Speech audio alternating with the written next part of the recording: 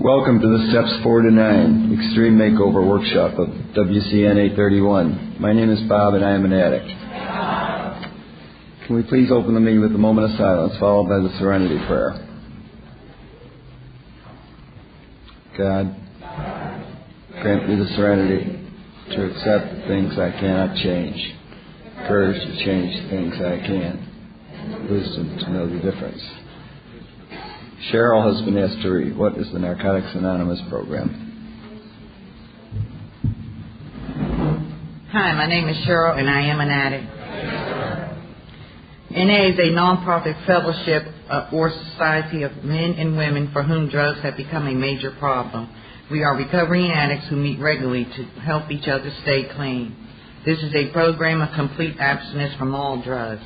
There is only one requirement for membership, the desire to stop using. We suggest that you keep an open mind and give yourself a break.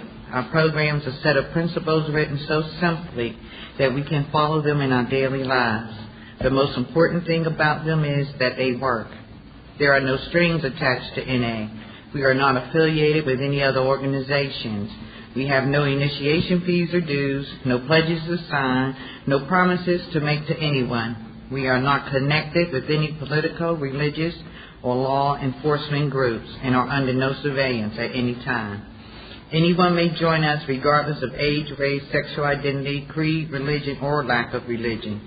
We are not interested in what or how much you used or who your connection were, what you have done in the past and how much or how little you have, but only in what you want to do about your problem and how we can help. The newcomer is the most important person at any meeting because we can only keep what we have by giving it away. We have learned from our group experience that those who keep coming to our meetings regularly stay clean. Jim has been asked to read. Why are we here?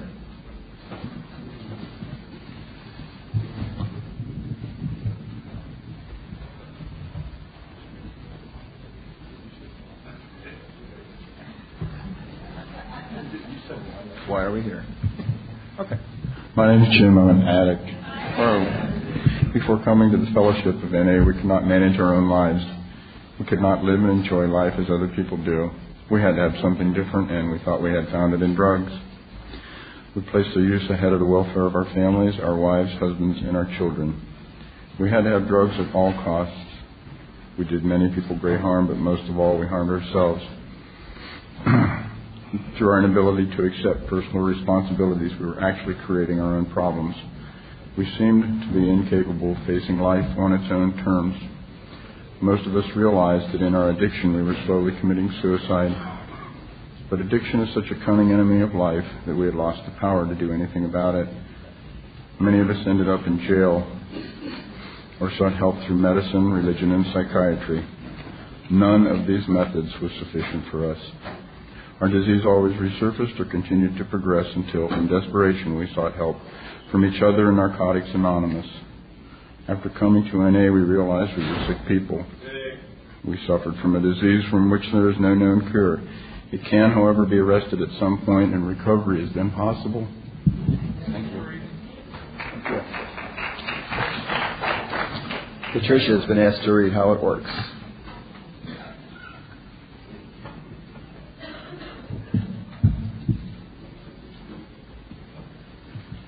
Hi, I'm Patricia, and I'm a Canadian addict. This is how it works. If you want what we have to offer and are willing to make the effort to get it, then you are ready to take certain steps. These are the principles that made our recovery possible. 1, we admitted that we were powerless over our addiction, that our lives had become unmanageable. 2, we came to believe that a power greater than ourselves could restore us to sanity. 3, we made a decision to turn our will and our lives over to the care of God as we understood Him. 4, we made a searching and fearless moral inventory of ourselves. 5, we admitted to God, to ourselves, and to another human being the exact nature of our wrongs. 6, we were entirely ready to have God remove all these defects of character. 7, we humbly asked Him to remove our shortcomings. 8, we made a list of all persons we had harmed and became willing to make amends to them all. 9, we made direct amends to such people wherever possible, except when to do so would injure them or others. 10, we continued to take personal inventory, and when we were wrong, promptly admitted it. 11, we sought through prayer and meditation to improve our conscious contact with God as we understood Him, praying only for knowledge of His will for us and the power to carry that out. 12, having had a spiritual awakening as a result of these steps, we tried to carry this message to addicts and to practice these principles in all our affairs. This sounds like a big order, and we can't do it all at once. We didn't become addicted in one day, so remember, easy does it. There is one thing more than anything else that will defeat us in our recovery. This is an attitude of indifference or intolerance towards spiritual principles. 3 of these that are indispensable are honesty, open-mindedness, and willingness. With these, we are well on our way. We feel that our approach to the disease of addiction is completely realistic, for the therapeutic value of one addict helping another is without parallel. We feel that our way is practical, for one addict can best understand and help another addict. We believe that the sooner we face our problems within our society in everyday living, just that much faster do we become acceptable, responsible, and productive members of that society. The only way to keep from returning to active addiction is not to take that first drug. If you are like us, you know that 1 is too many and 1,000 never enough. We put great emphasis on this, for we know that when we use drugs in any form or substitute one for another, we release our addiction all over again. Thinking of alcohol as different from other drugs has caused a great many addicts to relapse. Before we came to NA, many of us viewed alcohol separately, but we cannot afford to be confused about this. Alcohol is a drug. We are people with the disease of addiction who must abstain from all drugs in order to recover.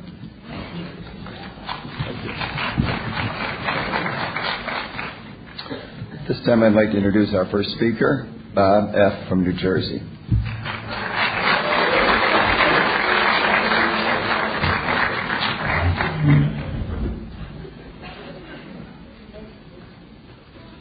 Hi everybody, my name is Bob. I'm a recovering addict. I thought I'd be able to sit down and hide behind things, but I can't. It's great to be here.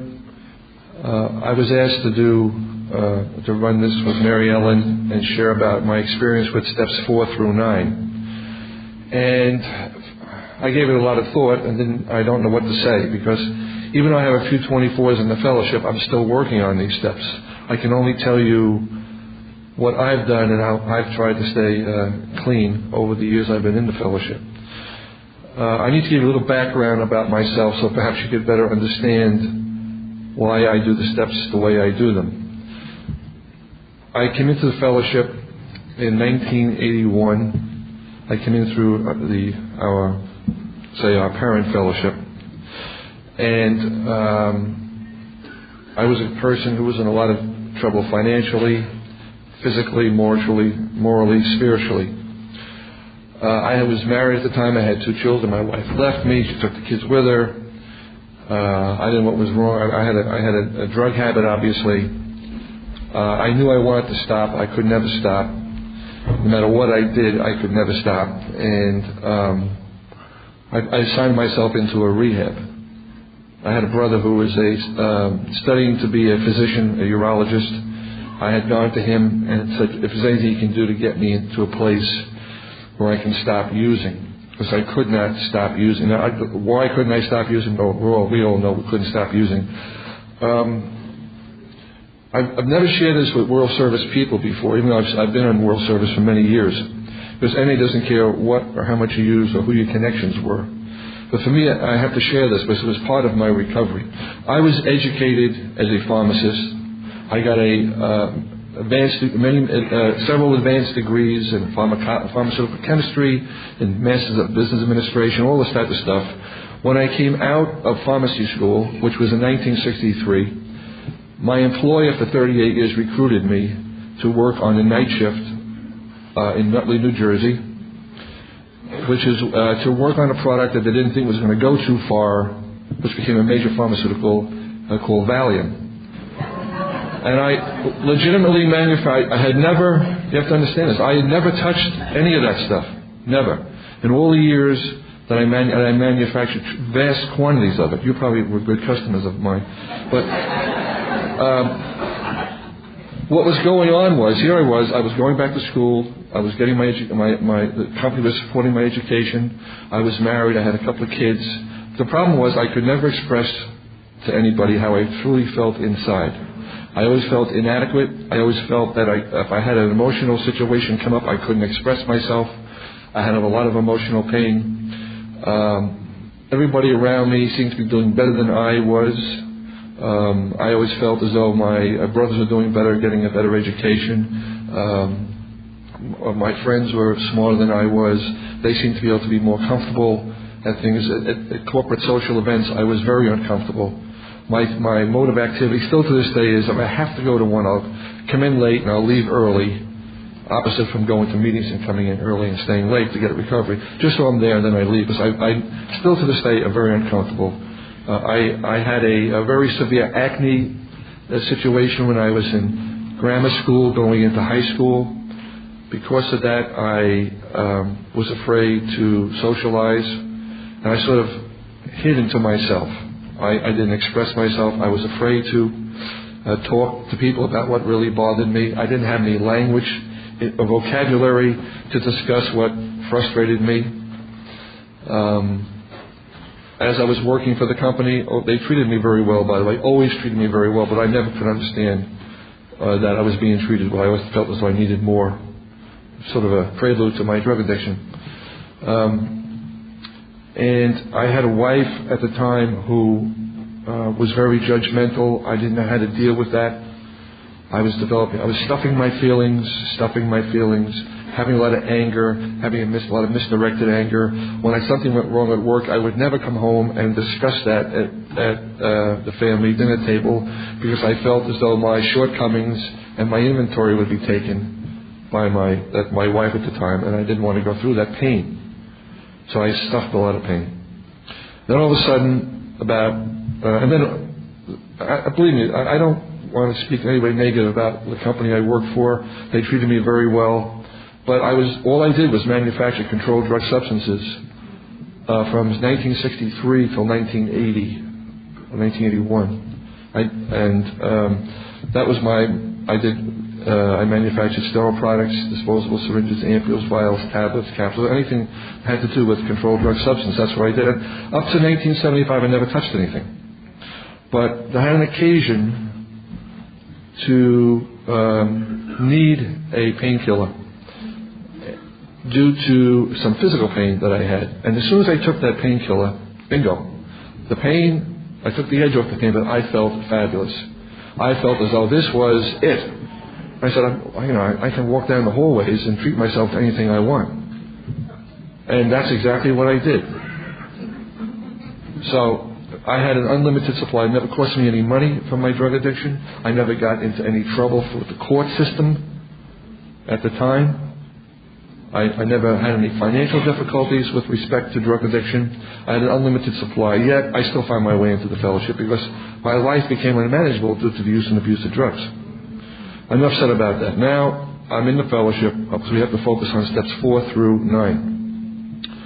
I was very fortunate in my early part of my recovery to be connected up with a gentleman who was still a very, very close friend of mine, who became my sponsor, and who led me through the first 2 years of my recovery, were the phone 3 or 4 times a week, sometimes 3 or 4 times a day, going through all the types of things I had to go through to understand that I was powerless over my addiction and my life had become unmanageable, that I had a disease, that I had to deal with anger. So I had to get through steps 1, 2, and 3 first to understand. I had to surrender to the insanity of the fellowship and to arguing and fighting and whatnot. It took me 2 years to really get through that. And after about 3 years, Paul said to me, it's about time that you start doing a step 4. So I always hid from that. I didn't want anybody to know anything about me and whatnot. But he and I had developed a relationship. And he said to me, I don't want you to have any relationships in the fellowship.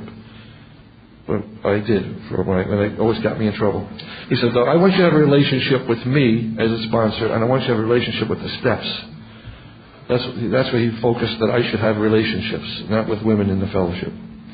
Which, by the way, which always proved to be a bad thing for me. It never really went anyplace. However, we didn't have the Step 4 guide that we have today around. The fellowship was in its infancy, as far as I was concerned. In New Jersey, we had 7 or 8 meetings in the state.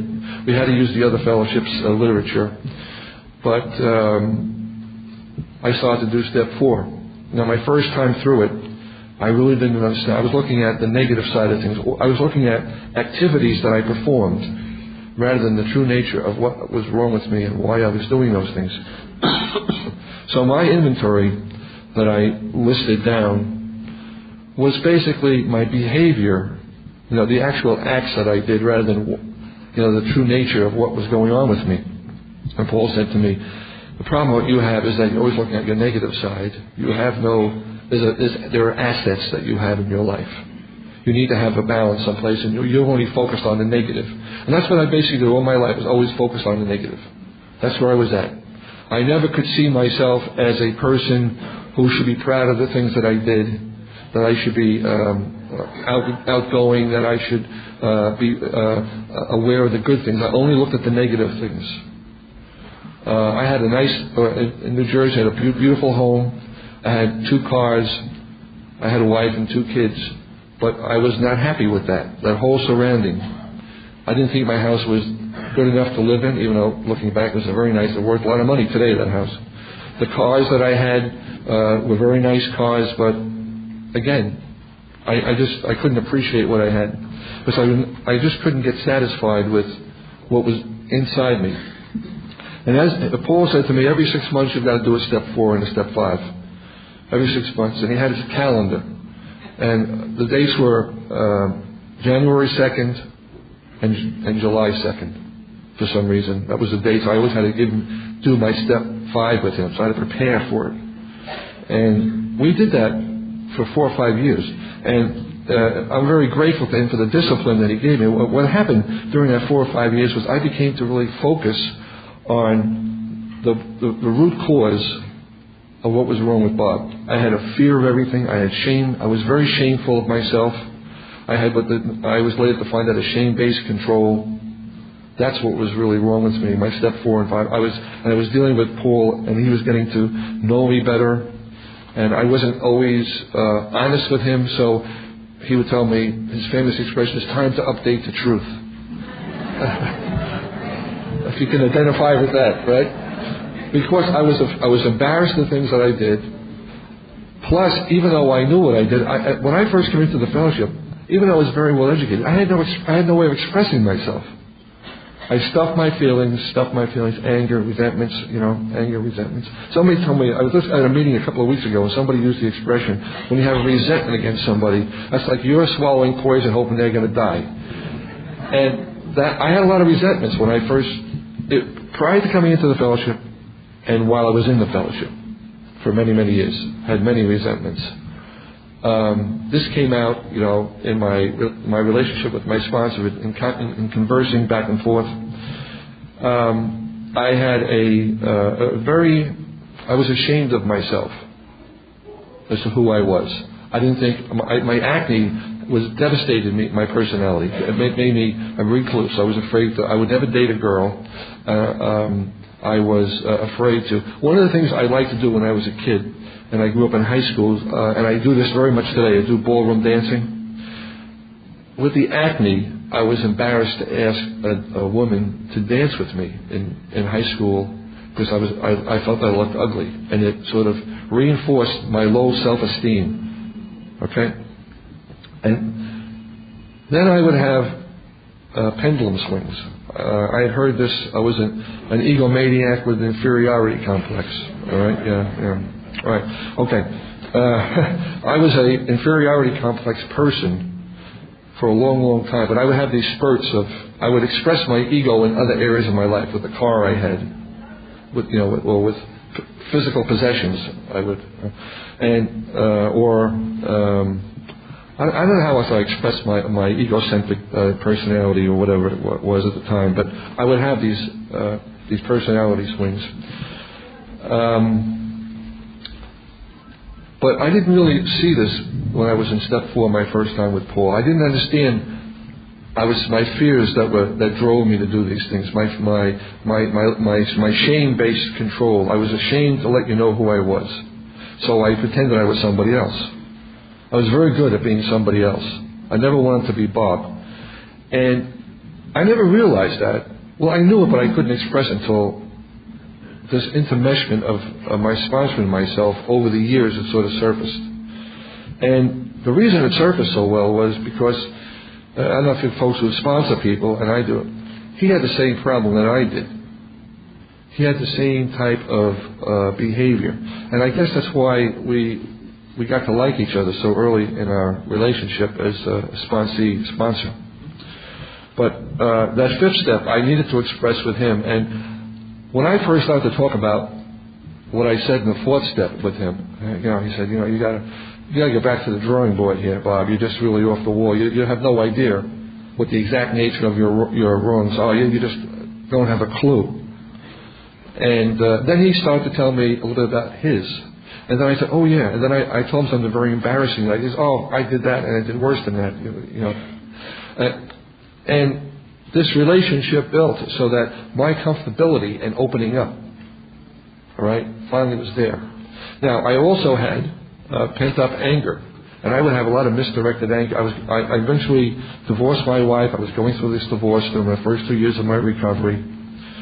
I will tell you at the end of the story today, all right, which is the end of my story that I can give you today. I married to another lovely woman who I really believe is my soulmate. She's here today listening, so I'd be extremely no profanity or anything like that, when they told me that. So, but my point is that I do not speak to my ex-wife. I do not speak to my 2 children today because I haven't, who are now grown-ups.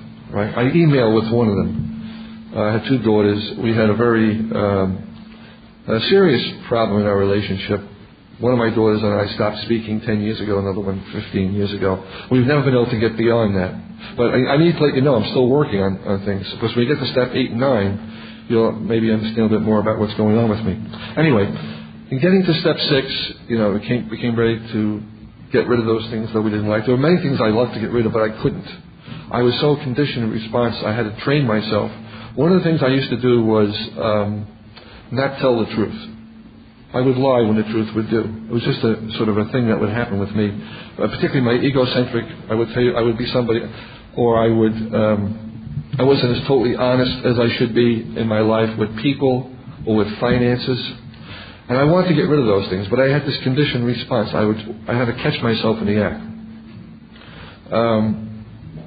My anger towards my ex-wife lingered through all this stuff. And as I said to you, my sponsor and I are very much parallel in our lives. He had the same problem with his first wife. He has the same problem with his children from the first marriage. So maybe we need a sponsor to get, to work on this, beyond this. But understanding our character defects in step 4 and 5, my fear, my shame, my inability to express myself on an emotional level with the immediacy that's needed sometimes. I still have that problem. I can tell you, I can have an emotional situation, I'll go home and I'll say, I should have said this, I should have said that. And what I'm doing is going over a tape. And when I was divorcing my ex and trying to build a relationship to get back into it, I would have all this anger that I never really got rid of. And my sponsor would point this out to me. He said, you've got to get rid of the anger. You've got to do step 3. You've got to keep turning it over. Anyway, I don't want to, I'm watching the clock here. I want to make sure I don't step into Mary's time. But when I started to do step 6, because I really was ready to do a lot of things. There were a few things I was not going to give up, by the way. There was no way I was going to give up a few things. I just put that in my mind. I drew the line and said, step 7 is not for me. Those things I didn't want to get rid of, I put into step 7. I was not going to do step 7. And there was a guy in World Service at the time, when I first got involved, who he came out of Foggy Bottom in Washington, D.C. And he said to me that, he read over the steps and read over the literature we had at the time, and he couldn't find any mistakes in the literature. You had to watch out for this clause, or watch out for that paragraph, or be careful of this sentence. The literature we had was perfect for recovery, and one could not choose to not do a step. All right, But in any event, moving along, the more I did step 4 and 5 with Paul every 6 months, the more I got to be able to focus on what I needed to do in step 6 and 7. I knew I had anger to deal with. I was dealing with that. I was sharing with a lot of people at meetings. I was doing my best to not get angry. I still get somewhat angry today once in a while. It's still a character defect I'm trying to get rid of. But in addressing the reasons that I would get angry, it was always because of frustration and my fear and my shame. It always went down to that, for whatever reason in my life, in my head. When I started to deal with step 8, I had a lot of things going on in my recovery. Number one, I had 2 years recovery. My mother passed away. I hadn't really gotten to terms with her to express to her how much I needed her in the early days of my recovery to help me through things. I couldn't communicate with my mother. So it just was amazing. I would go to visit her, but I couldn't communicate with her really what I felt. And even to the day that she passed away. So having a good relationship with my sponsor, he helped me through dealing with the fact that my mother passed away, and here I was, unable to really have communicate with her, tell her I love her, and thank you for being there. I'm sorry I hurt you, and whatnot. Now, I had my father still alive. Now, one of the things about my father was that he developed epilepsy when I was about 8 or 9 years old. And this disease of epilepsy just accelerated through my childhood, which was embarrassing to me, added to my embarrassment as being a person. But then he had to have brain surgery several times. He became basically a burden to the family. And that was somewhat of, I couldn't explain to anybody what was wrong with my father. I had no language to explain what was going on. And our family, we didn't speak about anything that would irritate him, because he was prone to outbursts of temper and whatever. Right? And because he had to stay home, my mother went to work. So it was sort of an odd situation for the 50s and the 60s. But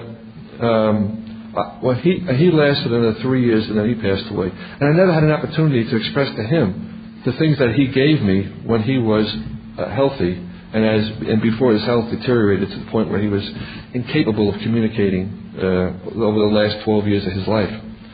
So I had all these things going on that were unique to me, which when I hit that tablet, that first tablet I took, and I felt great, I said, everything was wonderful. Everything. And for the rest of the years of my addiction, I was always in search of that first high. I never was able to attain that first glow that I had, no matter what I took. And I had access to things that were, besides making what I told you, we would help other companies out. We were a jobber for other companies. A product, the methaqualone, which was Quaaludes, you might know about. Dilaudid, we did for a while. So I had all access to this stuff. I did not use any of those. I chose to use a drug that is probably more popular today. It's called OxyContin today. It's right. Percodan was the drug of choice at the time. I had an infinite supply access to Percodan. That was my drug of choice. Because it was the reason I chose that was we made so much of it. It was hard to find when you reconcile at the end of the day. 5 or 10, 50 or 100 tablets out of 15 million. Nobody's going to, So, anyway, I don't mean to explain. I was a person. Here I was in 1981 going into a hospital, and they were telling me, you have a disease that's contraindicated for your profession. What are you going to do about it? So I had to switch over. Fortunately, I was able to migrate into the computer part of the business. And that's where I found a tremendous amount of recovery. I can stay working for the company. I wasn't in the controlled drug substance. I didn't have the access I normally would have. I migrated myself out in a career move. The company was there to support me with an employee assistance program. I had a lot of good things going for me. My brother, pretty much I owe my life to my brother. So I went there. He was a resident physician in New York City at Columbia Presbyterian Medical Center, and he didn't have an answer for me. He said, I'll come back to you in a few days. And he went to talk to some of his colleagues and said, you have to go to this hospital in Connecticut. Because I was afraid if I shared it with anybody that I was an active drug addict. Number one, the Drug Enforcement Agency regulations insist that they terminate my employment from the place I'm at, right? Number two, since I'm a licensed pharmacist in several states, I would be, I violated laws of the state of New Jersey, New York, California, the United States. All right. But my brother helped me out of this. He found a way for me to go to a place out of state where I could recover. Now, when you say, step 8, the people I hurt, my wife at the time, my 2 daughters at the time, my mother, my father, a lot of people. I just, I knew the people I had hurt. Step 9 was I became ready to make direct amends, except when to do so without hurt them or others.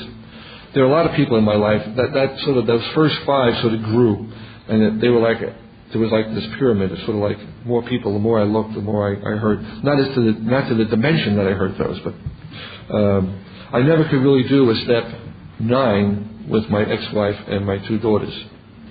I could do a step 8, and it took me 12 to 15 years, I would say 12 years in recovery before I could put my ex-wife on my list in step 8 because of the anger I had towards her.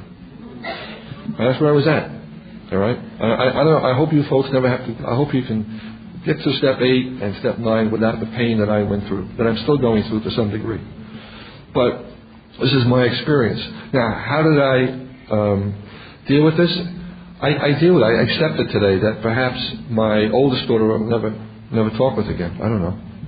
My youngest daughter communicates with me on emails. Now, what she did was she tried to find out where I was. So she found my email address, and she inadvertently sent me a blank note.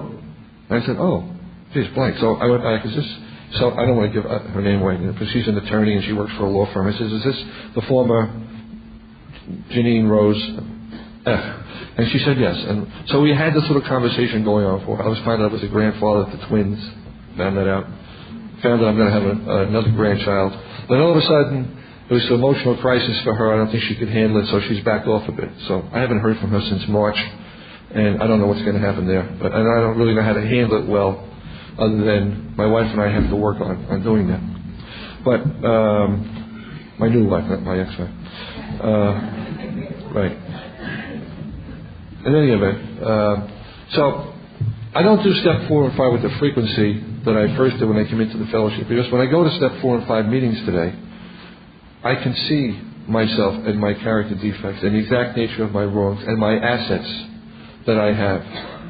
I never could see any assets in Bob F. In the first 2 years of my recovery, never could see any assets. Yes, I had a few bucks in my pocket, but I mean, as a human being a kind person, being a person who was capable of, who loved himself. I didn't realize I loved myself.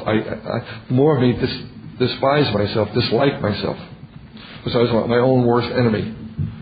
And there are many people today who will give me a compliment. Well, if you give me a compliment, why are you giving me a compliment? I don't necessarily know your motives, because if you tell me I did something wrong, oh, fine, I understand that, I'll correct that, I'll go on with my life. But, but I do get compliments today, and I have to, my first reaction, I have to push that aside and say, I'm in recovery, I'm a person who's trying to get better every day, go to step meetings. By the way, most of my recovery has been at step meetings. I am addicted to step meetings. Obsessive compulsively go to step meetings. I heard when I first came in, if you really want to recover, that's where you go. And you do service work. And I became obsessive and compulsive about service work. And a gentleman that's no longer with us, who was a part of the fellowship, said to me, if you stay immersed in the fellowship and service, you're in the center, you won't fall off the edges. If you peripherally come to meetings once in a while, you're going to fall off. And I've remembered things like that. I can tell you that there are people in my recovery I've met along the way who have had some profound things they've said to me. If you said something to me that really upset me about my character, I had to, my sponsor taught me, he said, take a look at that. Why is it that you're upset? Not what they said. What is it about you that made you upset at what they said? Because that's what you have to work on. They're telling you something about yourself. You don't want to hear it. You're angry, whatever. And although I don't have the same relationship with Paul that I did years ago, it's 24 plus years now, we still converse. We see each other once in a while, and we're each other's sponsor. It's always great to be with him because when we're one-on-one, we sponsor each other. I believe it's important that you always have a sponsor. Like right now, I have a couple of sponsors for various aspects of my life. I have a step 3 sponsor with some guy in Fort Lee, New Jersey, where he told me, I was angry. And I said, well, and he got me angry. He told me I was angry. It's just the way Bob F. works, I guess. In any event, I have this fellow that's been around for quite a few years that helps me with that. I have Paul, who's my life sponsor. I can tell you this, in working the steps, particularly step 4 through 9, allowed me to, number 1, get to like myself. Number 2, get to be in a relationship with the woman I am married to today. Allowed me to understand what my agenda was being in a marriage, why marry someone, what is good for Bob, what type of a woman to think about marrying. Because I was never going to get married again when I first came into the fellowship. The fellowship has allowed me to express myself. World service work gave me a tremendous ability to express myself and open up. And one of the, I don't know if you guys are ever going to get involved in service at any point, and I sort of went through all the various levels. But one thing I found out is if you admit you made a mistake, the service, the people in NA will forgive you right away. But if you don't admit you made a mistake and you hold on to things like I used to do, it only makes matters worse for you. So like step 10, which we're not doing, but if you focus on knowing, it's okay to admit that you made a mistake. Because I was afraid to admit that I made a mistake or I did something wrong. Because I was ashamed of myself. I was embarrassed to be Bob. And I didn't want you to know that Bob was not perfect. Now it's okay for me not to be perfect. I can make mistakes. In fact, I left that employer after 38 years of working for them. I retired. And the very next day, another company and I got in touch with each other. I was hired because of my expertise in what I do. And I'm very proud of that fact. Now, 15, 20 years ago, that never would have happened. And even if it did, I would be embarrassed to tell you that. Because I don't know why. That's the way I was. Today I'm not. But what I do today is I don't make controlled drug substances. I make vaccines that save babies' lives. I'm very proud of that fact.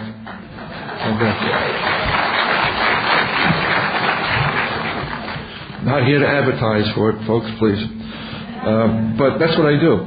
And so I'm a person who has utilized the steps to find out what I have to do to get better. Always looking at myself, being happy to find something I have to work on. The fact that I was asked to speak here, I was sort of stunned that I was asked to speak here. I've never spoken at World. Even I've been in World Service. I only go to the conference and deal with all the politics and whatnot, but I never spoke with anybody in World Service. So this is like my first time. In any event, we have somebody even better than me coming up. So thank you very much.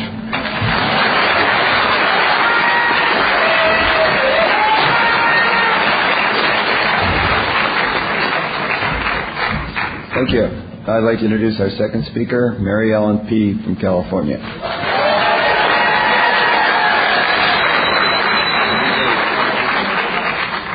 Hi, I'm Mary Ellen. I'm an addict. Hi. I'm really nervous. So I want to get the important things out of the way.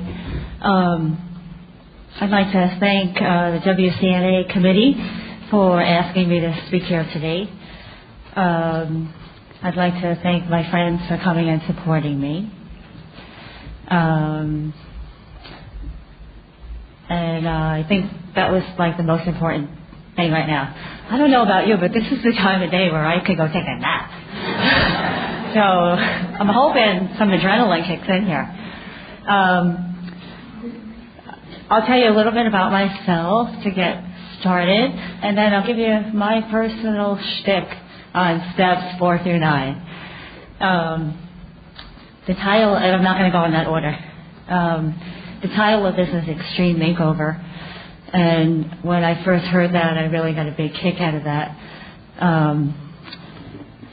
Any change that I've had to make in my recovery has had to have been extreme. It had to be extremely painful. I had to hit a major bottom, and I had to work my ass off to then get through that and make that change. So the title is perfect for steps 4 through 9. I come from Bronx, New York. That's where I was born and raised. Lived in Lancaster, Pennsylvania, Harrisburg, Pennsylvania, and I'm a current resident of Simi Valley, California. I am one of 6 children, the youngest, the only one in recovery in my family. In 1983, I already had a child, and I went to my oldest sister, who basically took care of the family since Dad was an alcoholic and Mom was working on her addiction. And I said to my sister, I think I have a problem. And she, not knowing what she was saying and what became the first step in my recovery, she said, I'll watch your child, but you got to make your own arrangements. And I did that. I found a place, she drove me, and I went to Veritas Villa in upstate New York. And it was there where I met this doctor of addiction, and he was trying to tell me that I had a severe problem, and that it was a lifestyle problem and a drug addiction problem, and unless I continued to go through his care and get more help and go to a self-help program, that I wasn't going to be able to live without using drugs. And, I thanked him for his opinion. It was very nice. But I was more interested in those other 2 people who were planning on going somewhere after that week was up. And it was going to be close, and they had a ride, and they knew where to get loaded after that.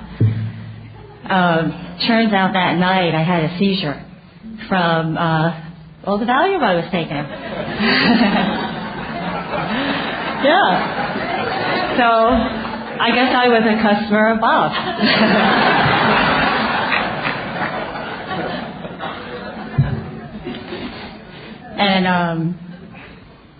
And it scared me, and I was really shocked that I had gone to such an extent and that my body was reacting to not having any drugs.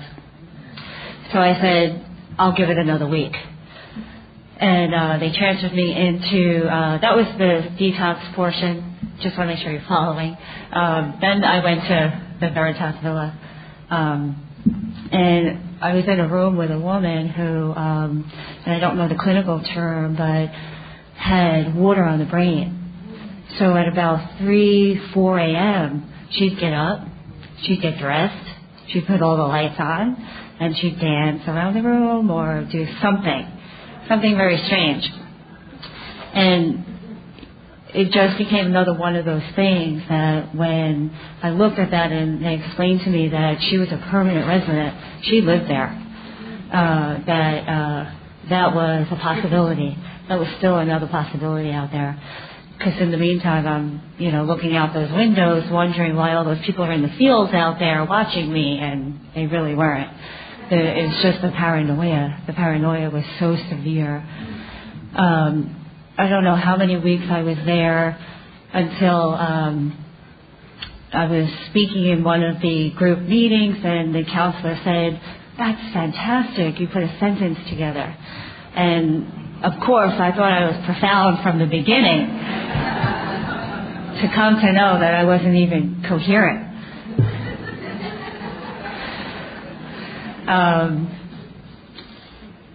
From there, some kind of a spark was lit. It could have been the girl that was running around with this blue book, because it was October of 1983, and the basic text had been published. And she was from upstate New York, and she had relapsed, and she was back. And while she was out, she had gone to a meeting of Narcotics Anonymous, and she got a book. And she was swearing she knew this was going to be the answer. This was it, you know. And, you know, I just never forgot her or, you know, that whole story. Because, you know, I tend to be a little superstitious. So there are certain things I remember, and I wonder, you know, was this God in my life, you know, setting up these little hints, these little things, you know, that are happening. So the spark got lit, and it was either the spark or knowing that those folks were still waiting for me, that I owed all that money to, and I had this baby, you know, and I don't know what culture it is, but there's a culture that says, that when somebody saves your life, you save theirs back. And I have had that experience. Her father OD'd. He died in bed. I found him. Called the police, called my father, who was a policeman. He said, just call them. Just call the police. And I did that. And they came, and I thought for sure I would be arrested. I thought for sure I was somehow responsible for that. If not responsible, I should be arrested for not stopping it, because I've always been this powerful.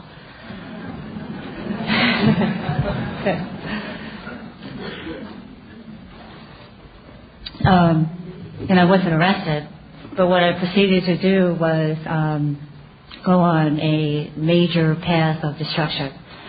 And for the next 2 years, that's exactly what I did. Not just with drugs, but with my dignity, sexual acts, boyfriends, stealing, any respect that I had left. It just didn't matter. It just didn't matter anymore. And I had a really good reason. I mean, the self-pity that I was in was overflowing. And I lived like that. And I subjected this child to, rooms with needles, and getting loaded and leaving her in places for days, weeks at a time. And because that was the life that I led. You know that nothing comes before that drug. Nothing. And there were times I even forgot that I had a child. That's the reality of addiction. It doesn't matter.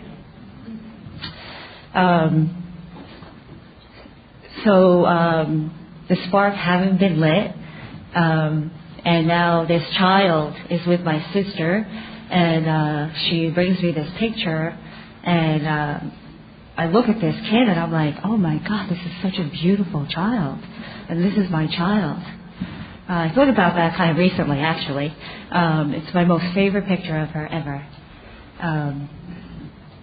We nevertheless went to another treatment center in Pennsylvania, so that's how I got there.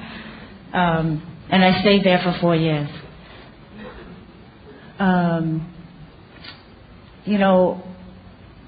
The first 3 steps, I believe, can get us here, and it can help us see the obsession, the compulsion and the total self-centeredness of this disease. If we're lucky enough to get to that second step, then we can see the insanity of repeating that over and over again. My sponsor has a different definition, and she says, if you ever want to see insanity, look at an addict and see how they rationalize and justify everything they do and do not do. And that's this addict. In step 3, we come to a place where we can find an understanding with something that we're going to connect to, whether that be a higher power, whatever you call that. And by connecting with that, we then go out and do the will of that power, of that change in our life. Well, my shtick, here it comes, is that we can't do that will. I can't do the will of my higher power without first getting all of my self-will out of the way. And that's what comes from 4 and 9 for me. It's learning enough about me and why I do the things I do to figure out next how am I going to learn to practice something else instead of the things that I do, and then come to terms with that so that I can now do God's will, which I believe for every addict is just to help another addict. It doesn't have to be really big.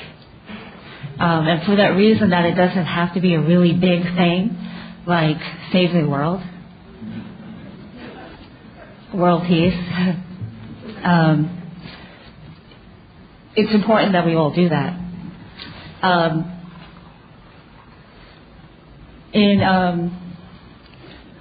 Like I said, I was clean and the basic test was already out, but it was pretty early in the life of Narcotics Anonymous in Pennsylvania. So finding women with clean time and people who have practiced the steps and things like that, that was really hard to come by. And we were like teaching ourselves as we went. And I came to the realization of even doing these steps through a relationship with a man. And I thought that was pretty lucky, you know. How lucky is that? You know, a guy is going to teach me how to do the steps. Something I always wanted, right? And it was a respect. It was a respect for what he was actually willing to do. He was willing to drive far to see this person called a sponsor. He was willing to sit and write. He was willing to talk to this person about things within him. And it really opened a different door to me.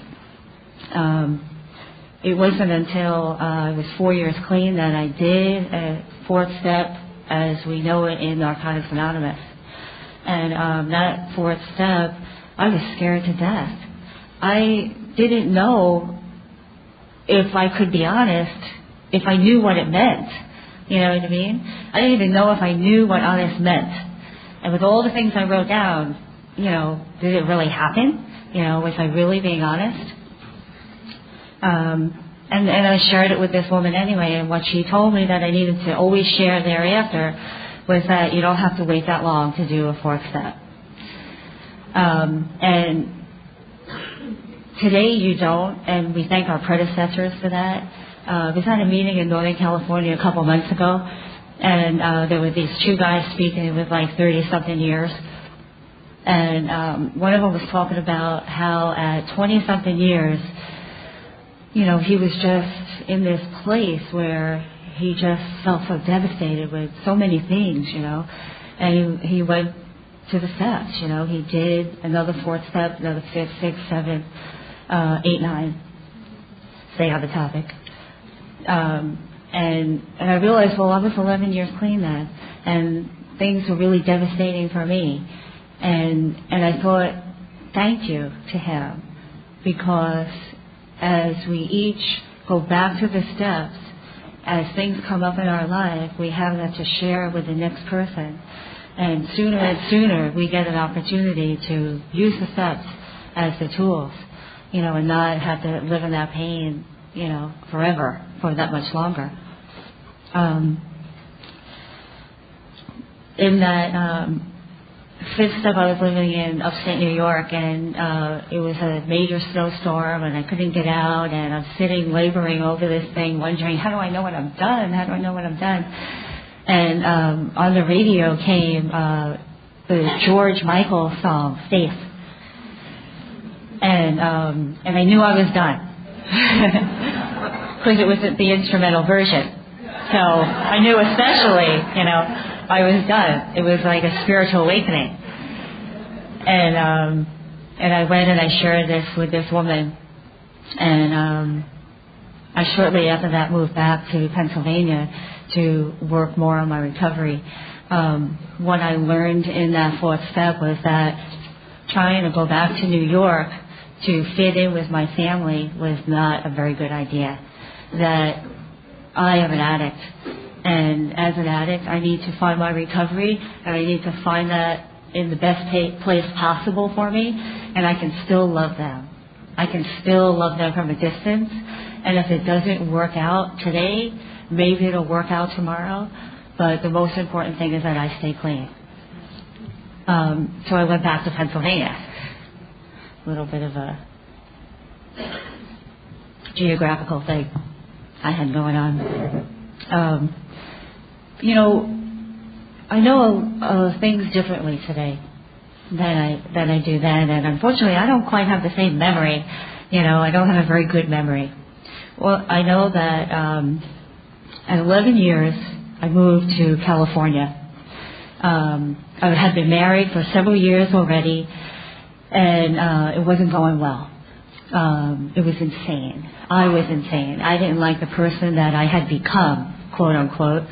I was full of manipulation. I was full of control. I was full of anger. I was full of fear, resentment, suspicion. Jealousy was killing me, just killing me. And I had 2 kids already, and I did the best thing that we would do. I moved 3,000 miles. I made a complete change on absolute, utter faith.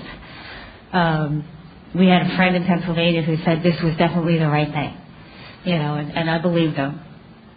What happened, though, was that I met a woman who had become my sponsor now. And I believe that this is the person that has always meant to be my sponsor. And she says hi, by the way. And she also said I need to call her when I'm done. I said, to make sure that I didn't faint. She said, absolutely, honey. And I started to go through the steps again with her. And what I know now, from what I didn't know then, is that there are stages in recovery, and that saying that God gives you only what you can handle is true. It's true.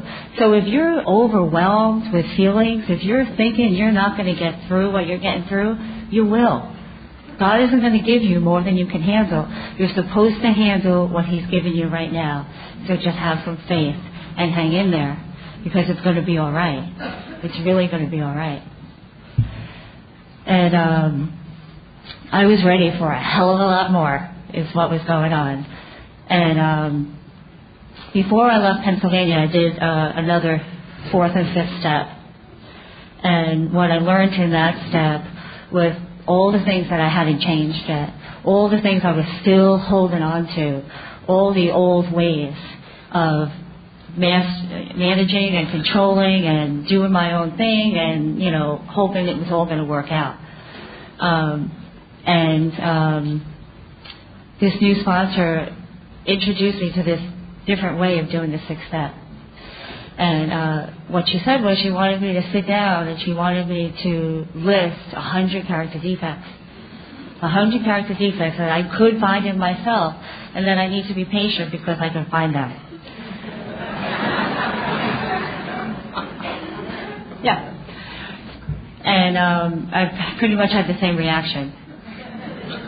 I have a sponsee who eloquently said, without Narcotics Anonymous, without my sponsor, I can make anything look like God's will for me.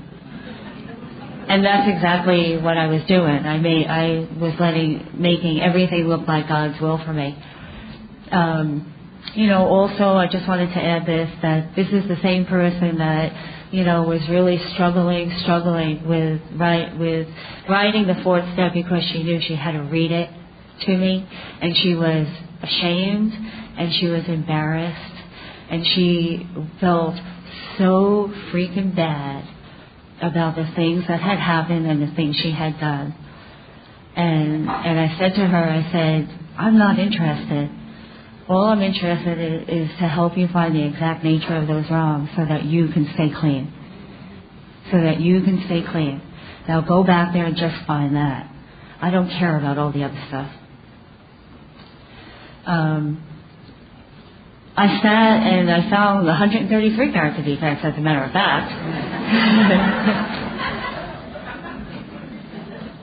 And I think I was a close tie with a lot of other women. The process and the experience of that was mind-blowing.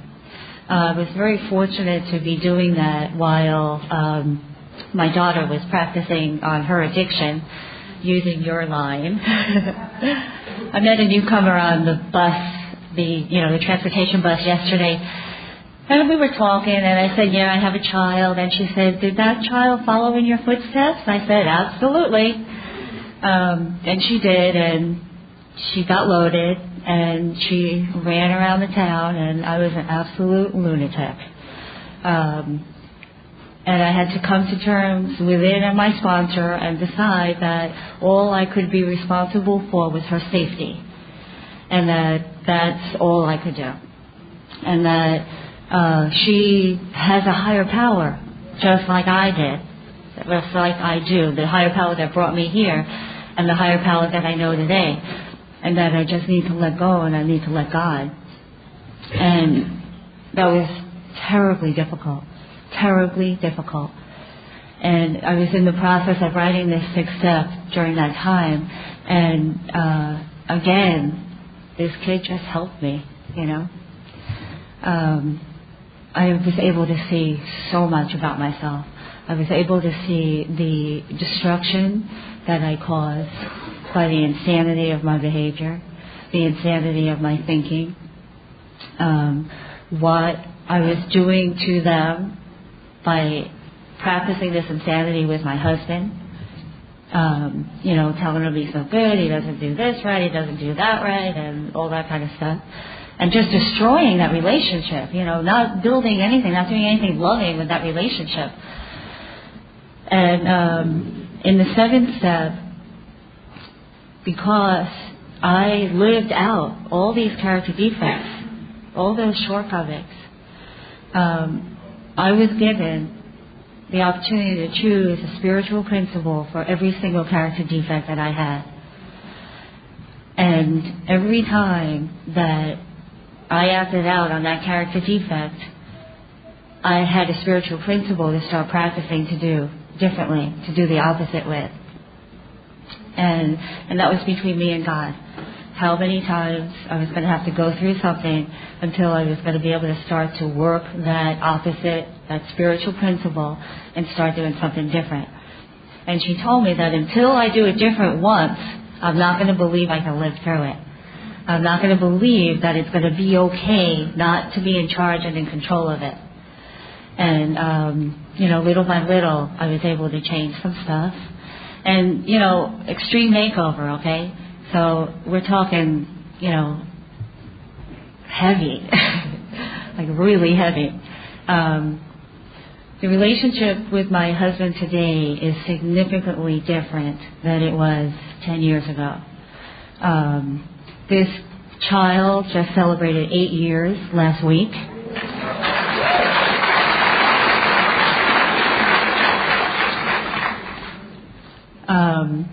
Most important, I feel good and different about myself. And because of that, I am less inclined to try to destroy the relationships in my life, things at my work, etc., etc.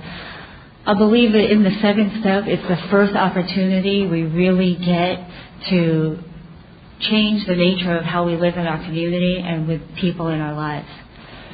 And what a blessing, because while we're practicing that and we're asked to moved on to the 8th step, we already have the experience that we can do that. We can change the nature of relationships in our life and with ourselves and with our higher power, all of that. And I've made several lists, and my husband that died has been on that list every time. My family's always on that list. This last list was also my attitude towards Starbucks, 24-hour fitness, a couple other places I go into and get really pissed off when things aren't going my way. But the most of because I've been around here a couple 24 hours, as we say, most of my amends today are living amends to my family, to the people in my life, to that person that got behind the counter in Starbucks, that poor girl, and I do all of this, we do all of this so that when we get to 10 and 11 and 12, we can prepare ourselves to do God's will. And having had that spiritual awakening as a result of these steps, maybe we can, Maybe we'll meet that one addict that we touch and that may stay clean. We were laughing about the responsibility of sharing up here and wanting to deliver the best message so that everybody here stays clean, happy, joyous, and free. The nature of this addict is still completely self-centered. When the committee had called and asked me to share, I was shocked, scared, all those things. Must have the wrong Mary Ellen P. at my address and my city, town, etc. But it was shortly after that I started thinking, damn, is that going to interfere with my fun at the World Convention? Completely self-centered, completely self-centered. And those are the things that I deal with on a daily basis. But because I'm currently working a 10th step, and I've been in the last year working on the spiritual principle of discipline, because I'm trying to finish a marathon, and so far I've only got through half of it. And my sergeant keeps saying, it's discipline, honey.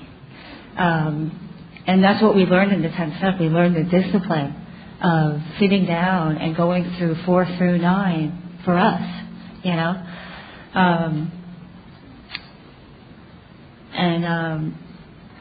And I liked what Bob had said. It is about the discipline in there, I am naturally petrified up here.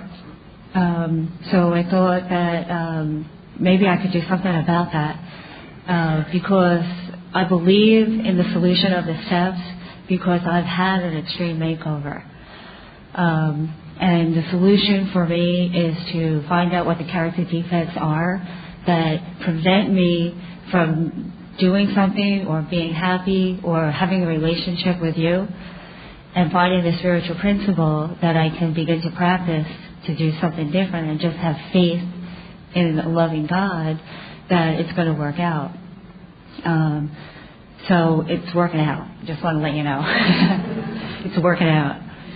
Am I okay? I'm sorry? Yeah. Okay. All right. Can't say a thing anymore. The word humility just popped into my head in the 6th step when we, the way that this sponsor taught me to do the 6th and 7th step, it was more than just coming to be humble. It was more than just coming to believe again in the process of the steps at Narcotics Anonymous. It was about, as she would say, turning myself inside out. She told me this story, right? I told you the extremeness of my jealousy, right? And the dictionary definition of jealousy is demanding one's attention, demanding one's whole attention. Well, I read that and I wanted to vomit. She told me this story about this woman who, her husband was having an affair, but she loved him so deeply that she was willing to let him go through his process. And she was at a restaurant one day and he walked in with this other woman. And she said that and they were all like, heads and looking at her thinking, move the knives, move the glasses.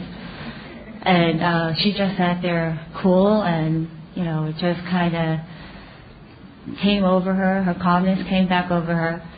And she used the word transcend. And she said, and I said, you're not like suggesting that I become something like that, right? Because I don't think that's going to happen.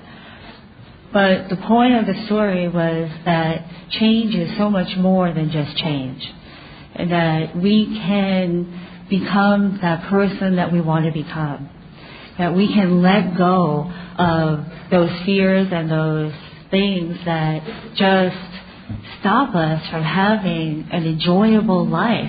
I'm not even talking like the $1 million house, I'm not talking the big stuff. I'm talking the everyday stuff that gets in our way, and prevents us from having a relationship with somebody else, enjoying our job, enjoying our kids, just the small stuff. And that's what change has become for me. That even what appeared to be the smallest change has been the biggest change from within me because it's given me so much freedom. And that freedom is priceless. And through the practice of that 7th step, I'm not so willing to give it up anymore. I want to keep that freedom. I want to keep working those spiritual principles so that, and as she said, she believes that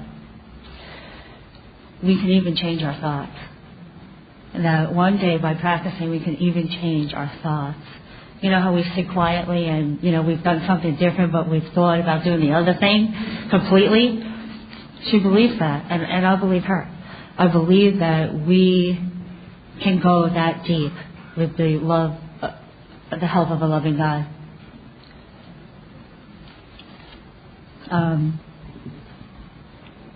I'm convinced now, and it'll probably change the longer I stay clean, that the most important thing that we're here to do is to help another addict. And that's the most important thing. And that we have an opportunity to change our lives and live differently just so that we can do that. In closing, I have another kid, but she's a teenager now. So we're in a little bit of a communication difficulty lately. But the thing about this child, and our speaker Friday night said it, this kid has self-esteem. And she's not afraid to try new things. She's not afraid to fail, make a mistake. She just picks herself up and keeps going. And that to me is amazing. I've had a lot of blessings. My relationship with my husband is outstanding. We have such a great time. Now we can't wait for the kids to be grown up and gone, so we can spend all our time together traveling. I'm so proud of my oldest daughter, who she's now dedicated her life to helping adolescents get clean and does a fantastic job at it. The only thing I need to work on is my dog. who I'm thinking, Bob, you need some Valium. And there's a couple people who would agree with me. She's a little high-strung. But I couldn't, I don't believe we take anything, ever. It's really been a privilege to come and share, and thank you so much for coming out and supporting, and have a great time at the convention. Thank you.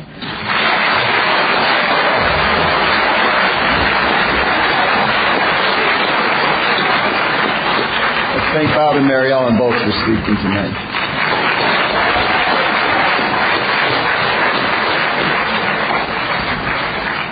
Carol's been asked to read We Do Recover.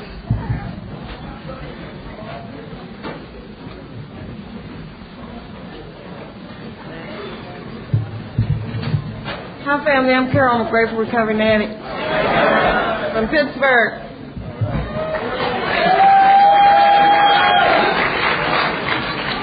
We do recover. When at the end of the road we find that we can no longer function as a human being, either with or without drugs, we all face the same dilemma. What is there left to do? There seems to be this alternative: either go on as best we can to the bitter ends, jails, institutions, or death, or find a new way to live. In years gone by, very few addicts ever had this last choice. Those who are addicted today are more fortunate. For the first time in man's entire history, a simple way has been proving itself in the lives of many addicts. It is available to us all. This is a simple, spiritual, not religious program known as Narcotics Anonymous. Thank you. Let's form a circle as best we can and close with the third step prayer.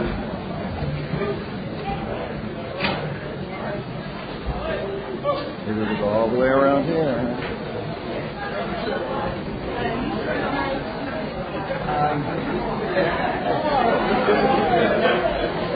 Don't get that. Don't look at me, y'all can.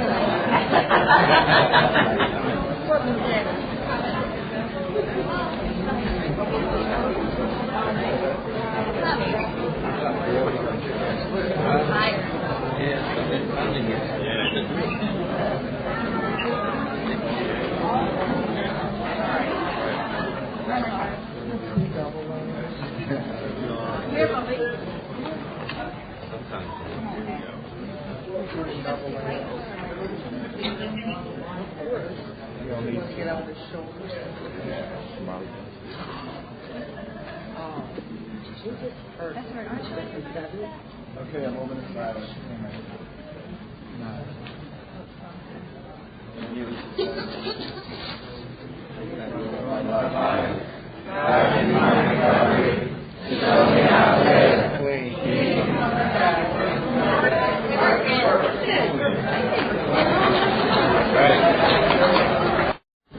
Welcome to the Steps 4 to 9 Extreme Makeover Workshop of WCN 831. My name is Bob and I am an addict.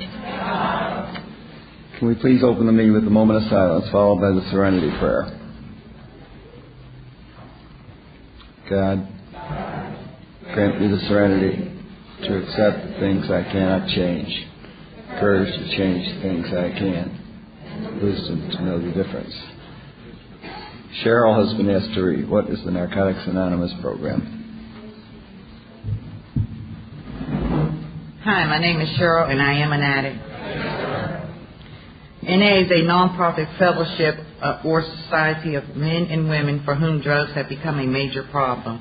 We are recovering addicts who meet regularly to help each other stay clean. This is a program of complete abstinence from all drugs. There is only one requirement for membership: the desire to stop using. We suggest that you keep an open mind and give yourself a break. Our programs are a set of principles written so simply that we can follow them in our daily lives.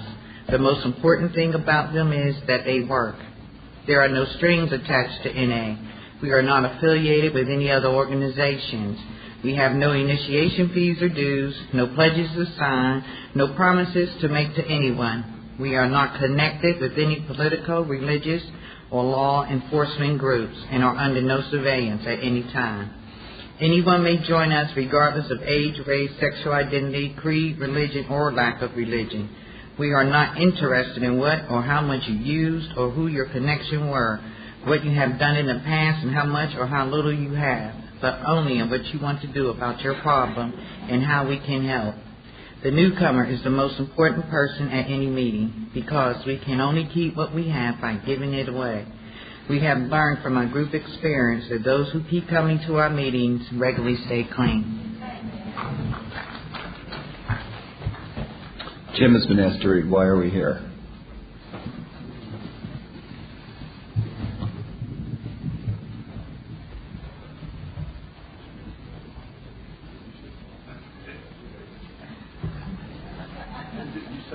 Why are we here? Okay. My name is Jim. I'm an addict. Before coming to the fellowship of NA, we could not manage our own lives. We could not live and enjoy life as other people do. We had to have something